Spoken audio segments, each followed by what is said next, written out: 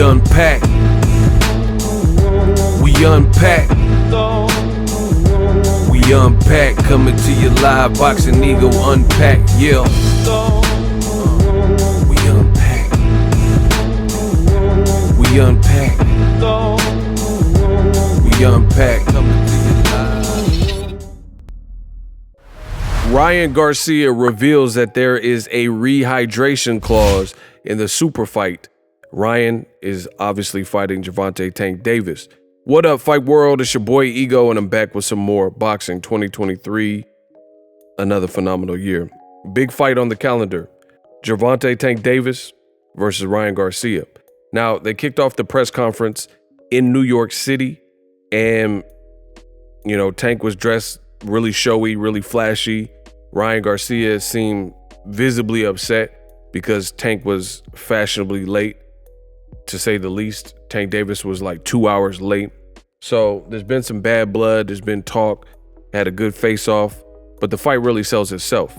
Now, one thing in this first face-to-face meeting that was discussed from Ryan Garcia's side is Ryan did reveal there is a rehydration clause for this particular fight. So I want to give you guys the terms of that in this video. If you ever get any kind of information or enjoyment from my videos, make sure you guys subscribe, share the video, throw a like on there. It goes a long way. So this fight is going to take place at a catch weight of 136 pounds.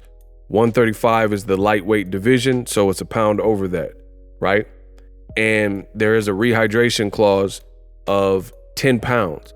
So meaning the way modern boxing works, like back in the day, they used to do same day weigh-ins, but we've kind of gotten away from that. So what that means is that Ryan Garcia and Tank in the undercard, they weigh in on Friday. They will fight on Saturday on a Showtime pay-per-view card. And on Saturday, usually in the morning, but I don't know exactly what time the terms are for this, but usually in the morning, probably before noon, noon or before, they'll do a same day weigh-in, or at some point. I don't know exactly when. It just really depends on what was negotiated. But on Saturday, they'll do a same day weigh-in to see if Ryan Garcia is over 10 pounds, and if he is, then there would be potential fines and things like that. So that was put into the contract. Now, this is not anything shocking. As I always say on my channel, A-side rules. The A-side, meaning the person who is in the driver's seat, this is usually how it goes. In order to fight, if they want to have top billing, that's what happens.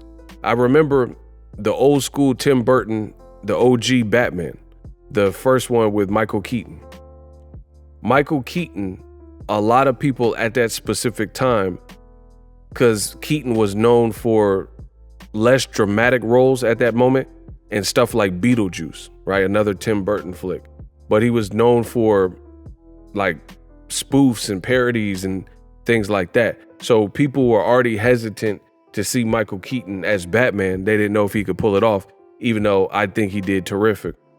But Jack Nicholson was the actor who played the Joker, and he was known. He had probably Academy Award nominations or whatnot for One Flew Over the Cuckoo's Nest, and he did The Shining. So he already had a crazy body of work, and he was a respected actor in Hollywood. So if you guys look at that old movie, if you look at the case or the poster, it says Nicholson, Keaton.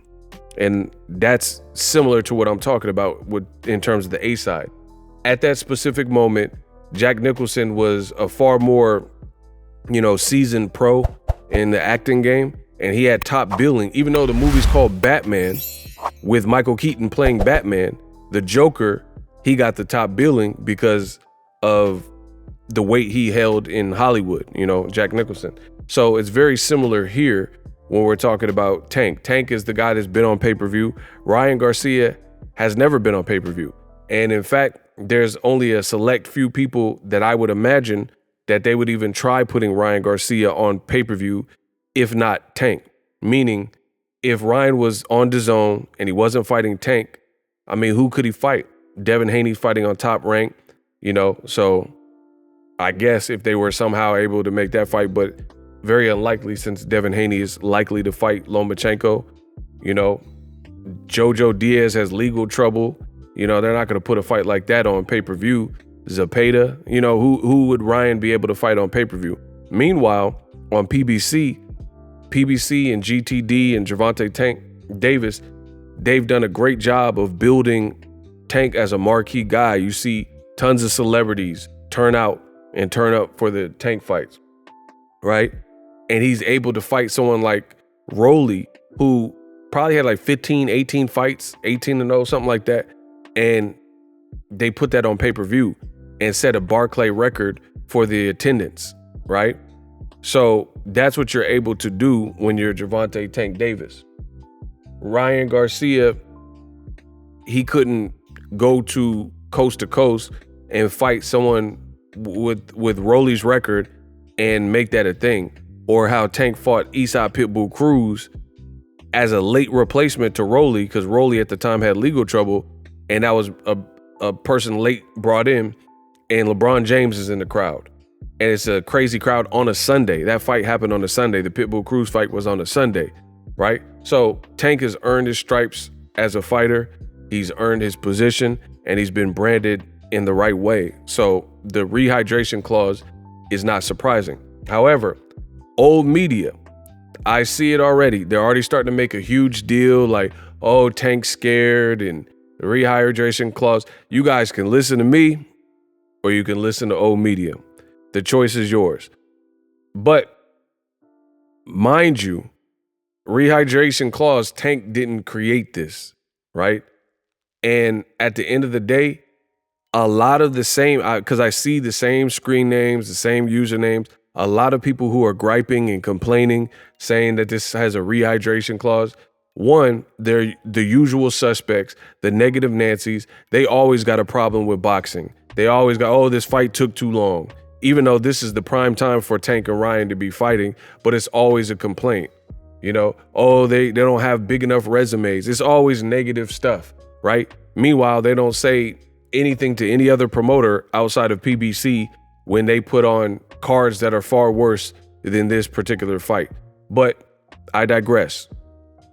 The usual suspects, they're at it again. They're complaining, saying that the Tank Davis, you know, he put a rehydration clause and this means he's yellow belly and he's chicken and stuff. And it's funny because I see the same people, the same usernames that are saying this type of stuff had no problem with CANELO. Hey, get the payday. You want payday. I know that, right? Canelo Alvarez did the same thing in terms of put rehydration clauses on multiple fighters back to back. Like literally. Tank, to my knowledge, I don't recall anybody that has gotten a rehydration clause in his recent fights, like Hector Luis Garcia or Mario Barrios or anybody else, right? So this is the first time he's done that I can think of. Canelo put a rehydration clause on Danny Jacobs, excuse me. He put a rehydration clause on Kovalev. Kovalev looked horrible in the fight, like he had never been the champion that he was, you know, Caleb Smith and so on and so forth. So what are we really talking about? How are people complaining about this? Again, the negative Nancys, the naysayers, they're always looking for something to complain about. And Ryan Garcia and Oscar De La Hoya did an amazing job of shutting these people up before they even got started. So while these usual suspects, old media, are complaining and saying, oh, I don't like it and Tank's scared, rehydration clause, Ryan Garcia says, quote, I don't think it's going to be a problem because I don't like to gain that much weight anyways after the weigh-ins. I pretty much walk around the ring at 148. So 146 pounds won't be too much different. So he's saying that's within a pound or two of what he normally would come in the ring at. So that alone shuts it down. Oscar De La Hoya says he has quote, no concerns whatsoever. Both fighters are professional. Both have been waiting for this fight a long time. So the fact that they're already training, the weight is down on Ryan Garcia and Tank Davis. They're both professionals, so there's no issues whatsoever. So it's funny to see the usual suspects in old media, they're complaining about something that Team Garcia is not even complaining about. Both Ryan Garcia, he's saying it's not going to be a problem, and neither is Oscar De La Hoya. So you can't double back. If Ryan gets knocked out or if he loses, you can't double back and say, oh, it was the weight, it was the weight. You've already told reporters that the weight wouldn't be a problem. And, you know, that's the beauty of the sport. And no matter what old media tries to say or the narratives, the history books will show who won, who got knocked out, and so on and so forth. All these piddly excuses that people say in real time, it really does nothing for the longevity. When the history books are written, it's going to say what it says. And that's that. But I wanted to make this video because I already seen people jumping off the deep end saying Tank's this and that and rehydration clause, as if he's the first person that's put a rehydration clause on someone. The other issue is this. At the end of the day, just like a lot of the Canelo Chupapi Muñeño fans said, you know, at the end of the day, this is what you signed up for. You signed, you agreed. Ryan's team agreed. They said he can make the weight. He has plenty of time because they knew about this fight late 2022. And then the formalities were officially done a little while ago. So at the end of the day, you knew that this was the fight you were closing in on. So if you signed the contract, it's fair game. That's what you should expect. Expect to be a professional, make the weight. And Ryan Garcia, he's not a 140-pound fighter. You know, Tank fought at 140 versus Barrios. You know, Ryan fought Javier Fortuna, but he hasn't fought like Regis Prograis where he got several fights at 140. So it really shouldn't be a problem. Last thing I'll say about this, Ryan Garcia is 24 years old. So if at age 24, this rehydration clause is hindering you so bad, that means and shows me you're in the wrong weight class because your body is more forgiving the younger you are. And if you're only 24 years old and, you know, this is taxing you so much, that shows me that you're too big and you're not even really supposed to be in this weight class, to be honest. So that's a whole separate issue. A lot of fighters are crunching down to these crazy weight classes and damaging. You know, you've seen Jared Hurd, he weighing 200 pounds, but he was crunching down to 154. And you see that. So that's the risk you take. If you can't manage your off-season weight and you sign on the dotted line saying you can make it, you know, at the end of the day, that's what it is. Ryan, I mean, he's the taller fighter, the younger fighter. He'll be all right, just like Canelo with the catch weight at 152 versus Mayweather. The catch weight, I mean, Floyd was beating him in every direction, every style. Like it's not like Floyd was doing like Klitschko and Tyson Fury when they used their weight against smaller guys like Kubrat Pulev's and, you know, Wilder, and they're leaning and grinding on him. Floyd Mayweather's whooping Canelo soundly, and he's not putting his weight on him. He's elusive, he's off the ropes, etc. So different people with weight advantages use their weight. You know, Tank Davis is a skillful, explosive fighter. He's never really used his weight, you know, or weight as an advantage, even if he's fighting like Isaac Pitbull Cruz, who looked a bit smaller than him, or at least shorter than him, you know? So let me know what you guys think. The rehydration clause, nothing new under the sun, happens all the time. You're the A side, you call the shots. And you might just want to make your opponent suffer. It don't necessarily, depend on the situation, it don't have nothing to do with being scared and all that. You might just want to just dictate a term and, you know, make your opponent go through something more and, you know, have that kind of psychological edge and weight advantage. Let me know what you guys think, or not weight advantage, but psychological edge and advantage before the fight even starts. Drop your thoughts in the comment section. Let me know what you guys think of it. Subscribe to the channel, and I'm introducing Super Thanks right here on the official Boxingego YouTube. Super Thanks allows you, the viewers, to show a little bit of extra gratitude, which enables me as a full-time content creator to push out the content you need in the world of boxing. Underneath all the videos, you will see a heart with the $sign in it. You can enter any amount that you find suitable as a super thanks. A brand new, interactive, and colorful way to get your comments highlighted and noticed by not only myself, but other people on the YouTube platform. Super thanks, a unique and cool way to show and applaud us full-time content creators. Hopefully you guys enjoy the content. Super thanks. The future is now.